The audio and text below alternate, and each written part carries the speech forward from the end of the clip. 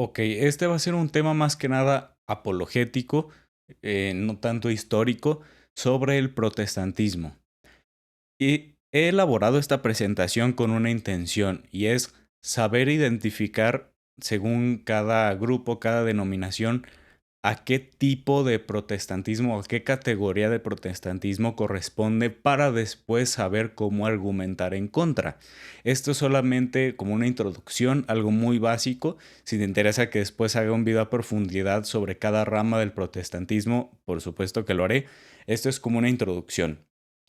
Básicamente, cualquier grupo protestante cabe dentro de uno de estos de estas cinco ramas principales, que son los anglicanos, los luteranos, los reformados, los bautistas y los metodistas. Todas las demás ramas se desprenden de alguna de estas. Los episcopalianos se desprenden de los anglicanos, los presbiterianos de los reformados, los pentecostales de los metodistas, las que llaman mega iglesias o no denominacionales o que simplemente dicen, no, yo soy cristiano pero no tengo ninguna religión, son bautistas esencialmente. Ok, los anglicanos o episcopalianos tienen una forma de ser muy ecléctica, es decir, tratan de incorporar elementos de todas las demás ramas del cristianismo.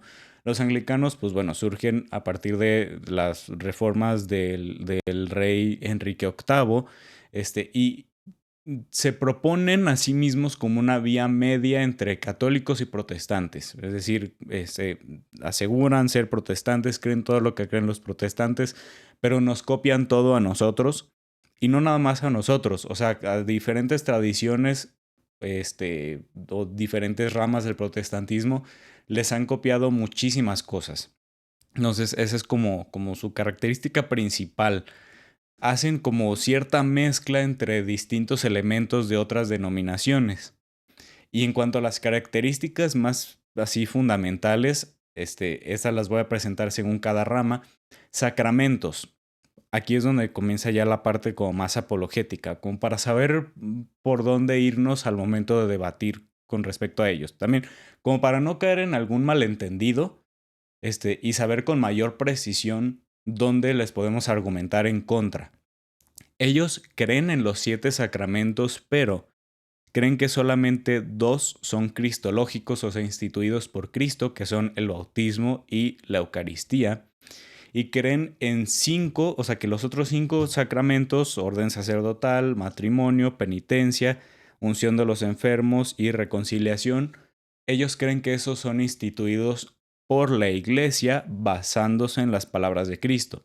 Entonces ahí hay una forma como ya muy directa de atacar su teología, y es demostrándoles que Cristo sí instituyó esos otros 5 sacramentos.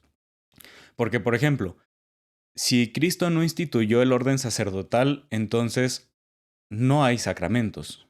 Entonces ni siquiera el bautismo y la Eucaristía existen si no existe el orden sacerdotal. Si según ellos es un invento de la Iglesia, entonces o cualquiera puede celebrar la Eucaristía o nadie de ellos celebra realmente la Eucaristía, por poner un ejemplo. Ellos creen en la presencia real de Cristo en la Eucaristía, pero no creen en la transubstanciación. Básicamente te dicen de que sí creemos que está presente, pero creemos que no podemos explicar de qué manera está presente. Así que también explicando cómo funciona la transubstanciación, podemos debatir contra ellos, con respecto a ese tema. Ahora, en cuanto a autoridad, porque como que este es un tema muy presente en las distintas ramas del protestantismo. ¿Quién tiene la autoridad? ¿La iglesia, la Biblia, el Papa? Es algo que en realidad en la fe católica es bastante simple de explicar, y no sé por qué los protestantes se hacen muchas bolas con esto, pero básicamente ellos creen que la autoridad es primero las escrituras, o sea, la Biblia, después la tradición y después la razón. ¿A qué se refieren con razón? No tengo idea. O sea, como que dicen, si puedo razonar algo a partir de la escritura y la tradición, entonces eso es verdadero y es autoritativo.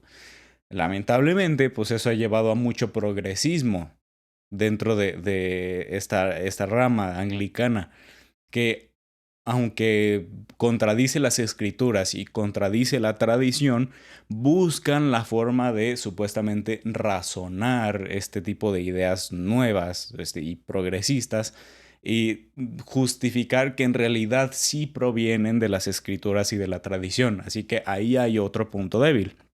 Ellos sí creen que el bautismo justifica, suelen usar la palabra salva. Los protestantes, para nosotros sería la justificación inicial, es decir, te hace justo para recibir gracia santificante. Pues ellos sí creen que el bautismo te justifica en ese sentido. Órdenes religiosas, ellos creen los 3 grados del orden sacerdotal, aunque nuevamente creen que son instituidos por la Iglesia y no por Cristo, que son obispos, sacerdotes y diáconos. Le suelen llamar a este tipo de orden o de eclesiología, no, es episcopalianismo, algo así por el estilo. Se deriva que también los llaman episcopalianos. Anglicanos es los que radican en Inglaterra o en Gran Bretaña. Episcopalianos es como se llaman en el resto del mundo. Ellos creen en la sola fide, es decir, que solo por la fe te puedes salvar. Sí creen, aunque he encontrado algunas fuentes que dicen que no, pero lo más seguro, lo que dicen oficialmente es que sí.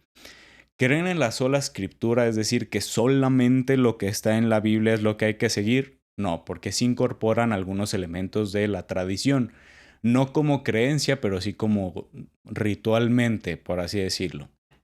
De los anglicanos se desprenden los metodistas. Tienen básicamente la misma teología, salvo ciertos puntos muy puntuales, valga la redundancia. Ellos son neumocéntricos, es decir, su énfasis está en el Espíritu Santo como camino o método que lleva a la santidad, de ahí su nombre de metodistas. Ellos creen en algo llamado santificación total, que es llegar a tal estado en esta vida que puedes dejar totalmente de pecar. Eso lo podemos encontrar en ciertos escritos católicos, o inclusive ortodoxos, también lo que ellos suelen llamar teosis, lo podemos llegar a encontrar. El problema es que no lo definimos de la misma forma. De esta misma rama de los metodistas se desprenden los pentecostales, que tienen un énfasis en los dones del Espíritu Santo. Si bien los metodistas se enfocan mucho en el Espíritu Santo, en la gracia, aunque no comprenden por gracia lo mismo que nosotros los católicos, y los pentecostales, a su vez que se enfocan en el Espíritu Santo, se enfocan más que nada en los dones del Espíritu Santo, especialmente los dones carismáticos. Ellos tienen, tanto metodistas como pentecostales, mucho énfasis en la experiencia, que ese es de por sí, en mi opinión, un punto débil, porque la experiencia tiende a ser muy subjetiva. No puedes basar tu fe en algo subjetivo porque eso dependería de ti y no de Dios, necesariamente. Sacramentos, creen solamente 2, que son bautismo y Eucaristía. No creen en la presencia real de Cristo en la Eucaristía, sino que como una especie de presencia simbólica, algo así por el estilo. Y en cuanto a autoridad, es similar a la de los anglicanos, aunque hay ciertas ramas que no hacen tanto caso a la tradición, otras más que sí hacen como más, tienen como más ritos más estructurados, otros que no, pero también hay mucho énfasis en lo que es la experiencia personal. Sí creen que el bautismo justifica, sí tienen los 3 órdenes de los 3 grados del orden sacerdotal, aunque pues realmente no tienen orden sacerdotal, obispos, sacerdotes y diáconos. Ellos sí creen totalmente en la sola fide y en la sola escritura. Luteranos, pues de Martín Lutero, de ahí viene su nombre. Martín Lutero proponía que la Biblia se divide en 2 partes. La ley, en el Antiguo Testamento, que básicamente la conclusión de la ley es el ser humano está totalmente corrompido. Lutero no creía en la naturaleza caída del ser humano, es decir, nuestra naturaleza quedó afectada por el pecado original, pero realmente no está totalmente corrompida. O sea, tendemos naturalmente a cometer el pecado, pero no es que absolutamente cada parte de nuestro ser sea totalmente pecado y esté totalmente corrompida. Lutero creía que sí, y que de hecho no hay forma de arreglarnos. Y el Evangelio, o el Nuevo Testamento, viene a decir que eso no importa porque Jesús se salva. Básicamente lo que proponía es que Jesús decía de que, no importa que estés corrompido, aún así te quiero. No hay como una restauración de esa naturaleza. No hay como tal una redención de la naturaleza caída, sino que la naturaleza está corrompida, permanece corrompida, pero a Jesús le da igual. Y proponen una interpretación muy literal del Evangelio, muy, muy literal. O sea, de hecho, contrario a lo que mucha gente cree, los luteranos sí creen en la presencia real y sustancial de Cristo en la Eucaristía, porque si Jesús dijo, esto es mi cuerpo, entonces lo interpretan de manera literal y dicen, si dice esto es mi cuerpo es porque es su cuerpo. No van como más allá en cuanto a la significación de las cosas que dice Cristo, se lo toman muy literal, sin hacer mucho caso o sin hacer nada de caso a la tradición o a la patrística, aunque argumentan que según ellos tienen la fe original como la dio Cristo, como la máxima pureza del mensaje del Evangelio tal cual como debería de ser. Y al parecer en 1500 años de historia nadie sabía lo que hacía hasta que llegó Martín Lutero. Bueno, ellos creen en dos sacramentos, bautismo y Eucaristía. Lutero más o menos creía en el sacramento de la reconciliación y hay algunos lugares luteranos donde sí, iba a decir, donde sí tiene el sacramento, pero pues realmente no es un sacramento. O sea, realmente, y tampoco la Eucaristía es un sacramento porque no tienen orden sacerdotal. O sea, para ellos, pues, el único sacramento que administran de manera válida es el bautismo. Ellos creen que la única autoridad son las escrituras. O sea, la iglesia tiene cierta autoridad, pero siempre se ve opacada por las sagradas escrituras. O sea, lo que digan las sagradas escrituras es así ya lo máximo. Cuando en realidad, pues la iglesia interpreta las sagradas escrituras. Así que realmente su autoridad no son las escrituras, sino lo que ellos interpretan de las escrituras. Ellos creen que el bautismo justifica y también tienen los 3 grados, obispos, sacerdotes y diáconos, creen en la sola fide y creen en la sola escritura también. Ahora, los reformados, eso está más, más complicado de comprender o de razonar. Tienen un énfasis en Dios Padre, en Dios como Rey, como soberano, eh, de cierta forma desesperanzador, ya cuando te pones a leer como más o menos en qué creen ellos, pero bueno, tienen énfasis en la soberanía de Dios y en la alianza de Dios. Entonces, soberanía es que Dios está en control de absolutamente todo. Prácticamente no le dan lugar a la libertad del ser humano, sino que Dios no solamente permite las cosas, sino que Él hace todas las cosas. Y sí, en eso está incluido el pecado original, según ellos. O sea, ellos creen que el pecado original era parte del plan de Dios. Pero también creen en la alianza, que son las promesas que Dios nos hace. Si Dios nos promete que a través de cierto medio, como el bautismo, nos va a justificar, tenemos que confiar en esa promesa de Dios. Ellos suelen tener una teología muy elaborada y muy rebuscada, en mi opinión, porque, por ejemplo, como ellos creen que el pecado original era parte del plan de Dios, hay como cierto debate en, ok, Dios primero creó al ser humano y después definió el pecado original, o primero definió que iba a existir el pecado original y después creó al ser humano, o los creó los dos al mismo tiempo. Se llaman supralapsarianismo, infralapsarianismo, sublapsarianismo. Es un revoltijo de teología muy difícil de comprender, que no sé por qué se complican tanto, y precisamente ahí veo uno de sus mayores puntos débiles. Es en su teología tan rebuscada en la que ni siquiera se pueden poner de acuerdo. Y aparte el calvinismo, que, o sea, propuesto por Juan Calvino, que es que Dios ya decidió si te vas a ir al infierno o al cielo. O sea, ya si tu destino es irte al infierno, nada de lo que hagas puede hacer que lo evites, pues. Dios te creó ya pensando en que te vas a ir al infierno. Y ellos también creen que si Dios permite que seas bautizado es porque ya te salvaste, a menos que rechaces la fe. En otras palabras, no hay garantía de nada. No hay garantía de que te vayas a salvar. Que ese es el segundo punto débil que ya encuentro en esta teología. Ellos creen en dos sacramentos, también bautismo y Eucaristía, pero no creen en la presencia real de Cristo en la Eucaristía. Creen que es una presencia únicamente espiritual. Ellos tienen como máxima autoridad las escrituras, o también, mejor dicho, lo que ellos interpretan de las escrituras. Creen que el bautismo justifica, ya que hay una distinción muy particular. En su mayoría, porque siempre va a haber la excepción, pero en su mayoría, las denominaciones que tienen teología reformada solo tienen sacerdotes y diáconos. O, bueno, gente que llaman sacerdotes y diáconos, no obispos, lo que se suele llamar presbiterianismo, porque sacerdotes lo suelen llamar presbíteros, entonces son presbiterianos. Aunque ahí también habría que ver, o sea, no todos los presbiterianos son reformados, no todos los reformados son presbiterianos, pero bueno, en su mayoría suele ser de esta forma. Creen en la sola fide y creen en la sola escritura.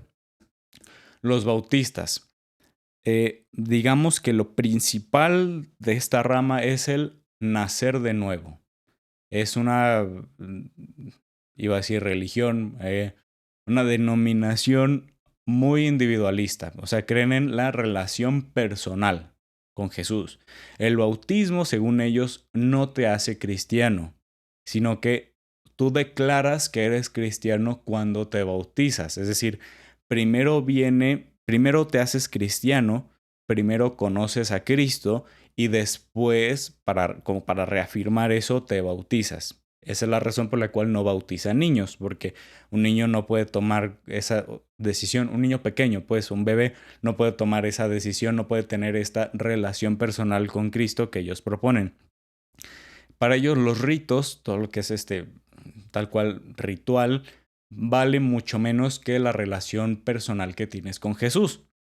Así que también depende mucho de cada congregación porque son precisamente muy individualistas, pero en su mayoría, pues no pasa nada si vas a la iglesia muy de vez en cuando, no pasa nada, con tal que mantengas esta relación personal con Jesús, que se va a ver de manera diferente según cada persona, no pasa nada. Con que no pierdas esa relación personal con Jesús, puedes faltar a la iglesia, puedes no bautizar a tus hijos, lo que sea, pues. Así que no importa la estructura de la iglesia para ellos, no importa si hay pastores, si hay pastoras, si hacen una cosa, si hacen otra, si hacen un concierto cada domingo o si es nada más un sermón de 2, 3 horas. No importa la estructura de la iglesia, si tú tienes esa relación personal con Jesús, todo está bien, según ellos.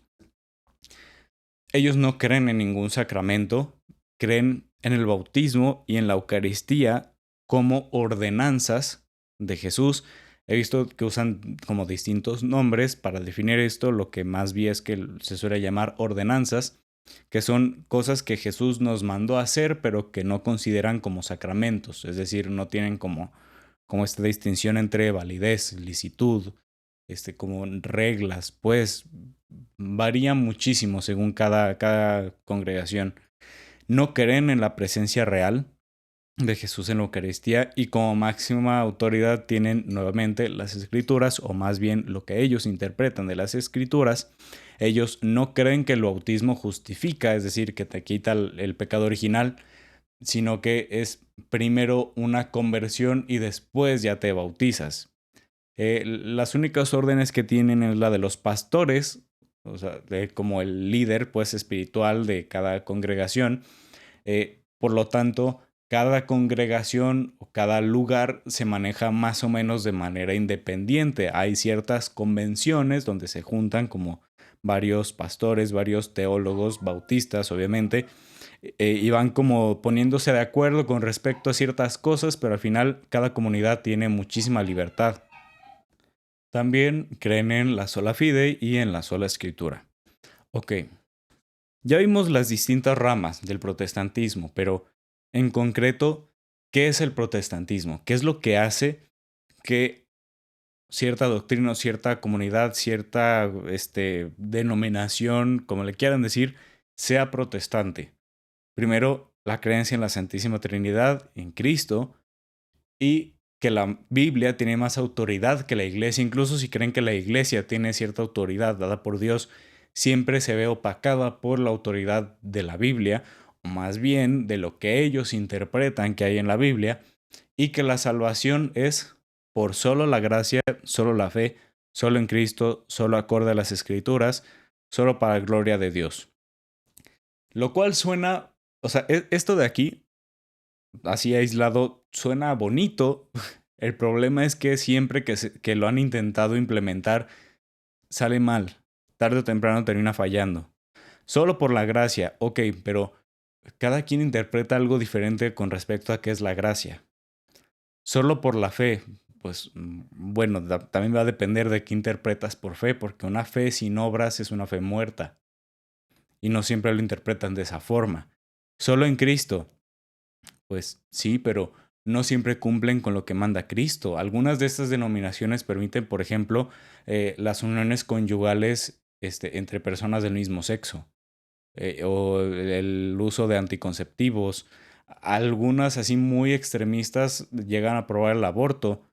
Entonces, pues solo en Cristo, ok, sobre papel suena muy bonito, pero no hacen lo que Cristo pidió que hicieran.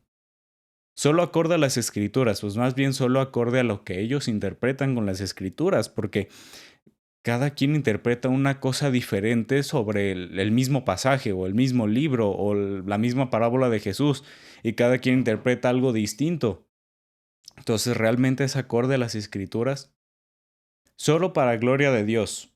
Ok, pero lo primero que hizo Martín Lutero cuando construyó su primer templo o su primera iglesia, pues para él, para su propia iglesia, para su propio grupo, fue quitar el altar y poner en su lugar un ambón para poder estar ahí hablando por horas. Ok, pero solo para gloria de Dios, o más bien para gloria de sí mismo. ¿Por qué quitar el altar, que es donde se alaba a Dios, y ponerse a sí mismo en su lugar? Sobre papel suena muy bonito, pero ya a la hora en la que lo han aplicado, sale muy mal. Ha salido muy mal.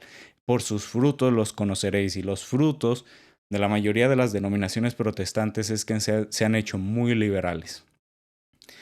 Y algo curioso es que, o sea, todas estas denominaciones, todas estas ramas del protestantismo tienen algo bueno. O sea, cada una sí desaciertan en muchas cosas, pero cada una tiene como algo rescatable. Y lo chistoso es que todas esas cosas las encuentras en la fe católica. Si lo que quieres es una relación personal con Jesús, como lo que se enfoca a los bautistas, eso lo encuentras en la fe católica. Que si bien la oración, la penitencia, la conversión son cosas a las que todos estamos llamados, la forma en que se manifiesta en nuestra vida pues va a variar según cada persona. El modo de hacer oración o el grado en que se hace penitencia, el camino hacia la conversión, hacia ser una mejor persona, pues sí, va a variar de una persona u otra. Pero eso lo encuentras en la fe católica, sin problema. O también este énfasis en la teología, en la razón, lo encuentras en la fe católica, y sin necesidad de que se contradiga, o de buscar términos así súper rebuscados para explicar cómo funciona el mundo y cómo funciona Dios. Dios es simple.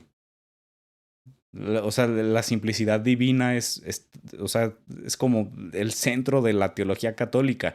No tienes por qué complicarte demasiado. Y si te da por estudiar así muchísima teología, la encuentras en la fe católica, completamente razonable y sin necesidad de contradecirse. Si lo que quieres es el mensaje del Evangelio, los mayores ejemplos de vida de personas que han vivido conforme al Evangelio los encuentras en la fe católica. Se me viene a la mente, por ejemplo, San Francisco de Asís, que escuchó un día en misa el pasaje en que Jesús le dice a sus discípulos: no lleven dinero, ni ropa, ni cosas así extras, pues. En ese momento San Francisco dijo: si eso es lo que dice el Evangelio, voy a vivir así, y decidió vivir en pobreza, y en pobreza extrema. Los mayores ejemplos de vida conforme al Evangelio están en la fe católica. O que el enfoque en el Espíritu Santo, en los dones del Espíritu Santo. La fe católica, nuevamente, el camino hacia la santidad. La fe católica. O también con respecto a los anglicanos, todo lo que es ritual, todo lo que es belleza y tradición.